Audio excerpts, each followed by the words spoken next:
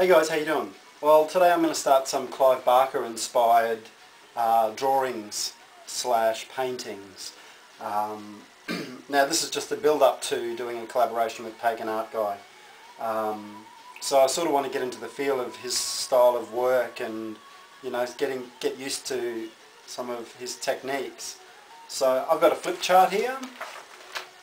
Basically they're really cheap to get, and I've just coated the first couple of sheets with gesso just to give it a bit of a rough, grainy type texture. You don't have to. I'm not going to do it with every sheet. I'm going to leave some just normal, you know, just blank. So I'm just going to do a series of random drawings just to get into the feel of it, and we'll see how we go. But Clive Barker is a person whom I've always described as having more imagination at any given moment than the rest of us have in a lifetime. This is a person whose life force, whether expressed through fiction, poetry, lush paintings, erotica or quirky drawings, is unstoppable. His work is particularly his translation of the energy that moves through him, though, as he is quick to point out, this energy moves through all of us. Clive creates without rule or boundaries, uninhibited, defying the conventions of paint and surface, composition, colour. He is fearless in his abundant use of contrast and black line. Though his subject matter is always narrative, the scale is often daring, the surface is scratchy and scarred. The visual choices he makes express a profound curiosity, as well as a deep and soulful compassion for the strangest amongst us. We don't question his one-horned man with 8 heads, but simply wonder who he is, and what has he to say. The stance of his beings is challenging, or at least unabashed, as if they've always lived inside these paintings. And where have we been, that we've only just arrived to witness them? It is not odd but beautiful for a man's hat to contain a swimming fish, or for a penis to be decorative, or punishing, courageous, or simply a part of the landscape. Clive's images take a very human stance in the face of what it is meant to be alive. They allow us to love them. His paintings understand what we feel deeply, that life is filled with silliness, with oddity, with suffering, with discomfort. That's what's beneath our skin agitates, as his surfaces agitate us and jar us out of what we know. Rich, strange, lustrous, luminous. There is monstrous beauty in all things, they seem to say. By mustering demons and gods and ordinary souls, Clive Barker confronts and astounds and allows us to understand the true nature of things. He has spent his life conjuring his own world, a world I find more honest and authentic than our own.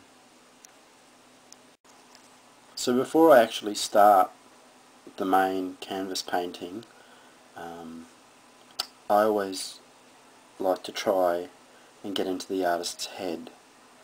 So to begin with, I'm going to do a series of drawings to try and get a feel for the type of style and the type of work Clive does.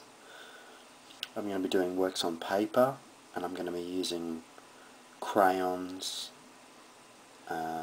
ink, pastels, those sort of materials to start with, and just start working compositions and trying to get a feel for his colour range and also his textures and his, you know, luminous, vibrant surfaces. So that's what I'm going to start with. I've noticed he uses a lot of dark lines around his shapes to give them like a strong outline, and I'm going to be using that a lot in the works that I do. Now these drawings are going to be very random. They're not necessarily about trying to find a form or trying to draw a particular object or a particular creature. They're more about just trying to feel for the sense of, like, the essence of what Clive's on about. So the drawings are just going to come intuitively, and I mean, I'm looking at his book all the time, constantly looking at his images and trying to absorb his energy, and hopefully over the next few days and my continual repetition of painting I'll start to take on board some of these colour schemes and some of his techniques. I think it's a really good idea to get into the head of other artists.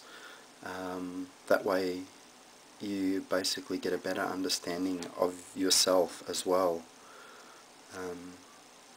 So I challenge everyone to study an artist and look at their work and try and do a painting inspired by that artist. It just makes you look at things from different perspectives, and it's nice to step outside of your own box every now and again to see other possibilities. What I like about the opening paragraph that I read you was the bit about Clive creating without rules or boundaries and not being inhibited by conventions of paint and surface. And as I always say and like to encourage everyone, is to just forget about the rules for once and just express yourself, because as you can see by the work of Clive, just the amazing possibilities that are out there that you've got in your own head. You've got to allow it to come to fruition. You've got to open yourself up to not being controlled by what's expected or what you think should be right. The key is not to think. The key is to do. And just learn to relax and go with the flow sort of thing, the feeling, rather than let your mind control you and tell you what you should and shouldn't do. That's what's so cool about painting, is because you can, well, most of us can switch off, and if you can't, it's a good lesson to try and learn, is to try and not to think when you paint, to try and be expressive. Energy moves through all of us in different ways, and the secret is learning how to channel that energy into your art without being controlling of it. Because everyone has the ability to create brilliant work. Human beings are creative souls, and everyone, no matter what, has an urge in some way to express themselves in some form of creativity. You just have to allow yourself to have that confidence to, you know, you have to be brave. You have to let your guard down and forget about what your ego says you should do, and concentrate on what your emotion says you should do. And then you'll make progress, and then you'll start to make art from the heart. Art from the heart, not from the head. Simple enough. So when you start your work, you say that to yourself. I'm doing art from the heart, not from the head. You can always do art from the head at the end of the painting, when you can come back and go analytically, you can say, oh, okay, well, maybe I could change that a little bit, or I could maybe change the colour slightly. But when you're doing the painting, forget the head.